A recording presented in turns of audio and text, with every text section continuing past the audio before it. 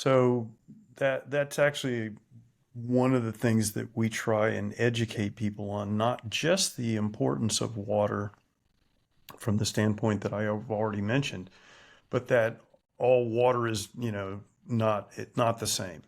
And while molecularly, um, the chemists would argue that it's just two hydrogens and an oxygen, it turns out that this miraculous molecule in bulk can take on many different forms. And in fact, it can, you alluded to, we had a conversation earlier about Matsu Emoto and the work that he did while he was alive, with showing that water, and in this case, I think if I recall correctly, it was just distilled water. It wasn't water with minerals in it.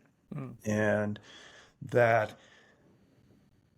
talking to that water, playing music to that water, even putting a note, a sticky note, let's call it, with a heart or the word love on the side of that water, sometimes putting water into a dark place and ignoring it, and then flash freezing drops of those waters to see what, if anything, was different. And what he discovered or uncovered was that all of those vibratory patterns, let's call it, from speaking to the water, or even the vibratory pattern that comes from a two-dimensional word that is taped onto the side of a glass of water, or music, which is vibratory in nature as well.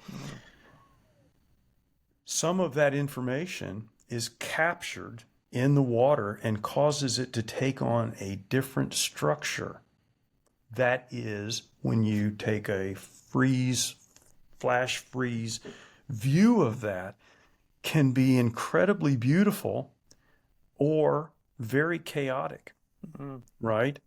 And so if you think of it that way, you can think of water, let's say, that has been in a stressful situation, right? Let's say the water that's been through the municipal water system has probably had some twists and turns to it, literally and figuratively, and has had a lot of influences on it. And so it likely comes to us in a form that won't kill us, right? So it doesn't have bacteria in it, or anything else that is specifically harmful, but it probably carries along with it some memory of from where it came. And so if you contrast that with a Queen Springs water, this silica source water in various sizes and so forth that we sell and configurations, that water comes from a spring in southern Idaho.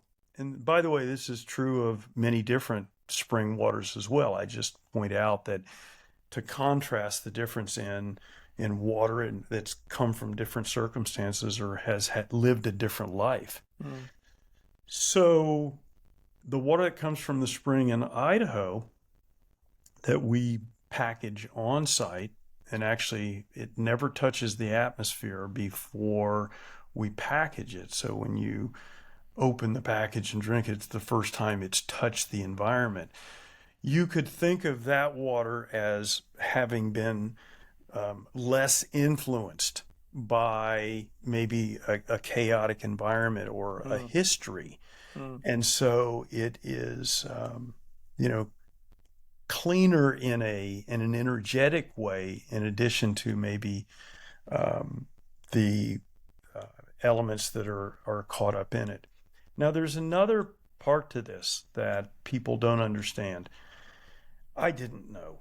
So we all know about the hydrologic cycle, right? The main way that water gets distributed is primarily by evaporation from the oceans, but also from lakes and streams and so forth, and it forms clouds. And then, under certain circumstances that are still not well understood, it pours down as rain and refills lakes and streams and aquifers. And that's the main source of water worldwide that we drink, the fresh water.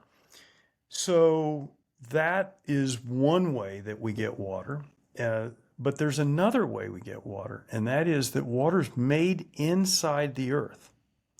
So remember, I mentioned earlier that the number one element in terms of volume in the Earth's crust is oxygen. But remember, there's also hydrogen bound up, as I mentioned, with mainly carbon. So it's hydrocarbons, and we normally pump that out and refine it for use in automobiles and ships and so forth. And we know all about that and the problems associated with it. But in a geothermic area, which is where the spring in Idaho is, those hydrocarbons get dissociated. So hydrogen finds itself in a state of bachelorhood again, and it's desperate to find a partner. And what does it find? The number one element in the crust, which is oxygen. So you actually get, in that situation, steam being formed. It's called primary water. And then that steam makes its way through the Earth's crust, picking up trace minerals. In this case, one of the primary ones is silica.